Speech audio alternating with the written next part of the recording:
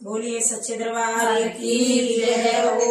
और आज देखिए जो एक सच्ची कहानी लेकर के आए हैं, और ये बहुत कहानी हुई है, लेकिन एक हमारे गांव की बहुत बिल्कुल दर्द भरी घटना जो मैंने अपने आंखों से देखा है कि एक सास और बहू नहीं, मतलब ससुर और सास उसकी और पति ननद चारों मिल करके एक हमारे गांव की बेटी को जला दिया उन्होंने।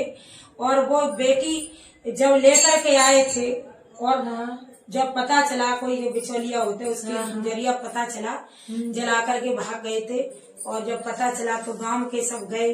जब अधमरी नेक जली रह गई तो अब पुलिस वालों को बयान दे रही है, और जब कहते एक दाग उसके भाई ने लगाया था, यहाँ पर मायके में दाग भी नहीं लगाया था, फिर तो वो जेल में ही पकड़ लिए, बाहर कर दिए थे।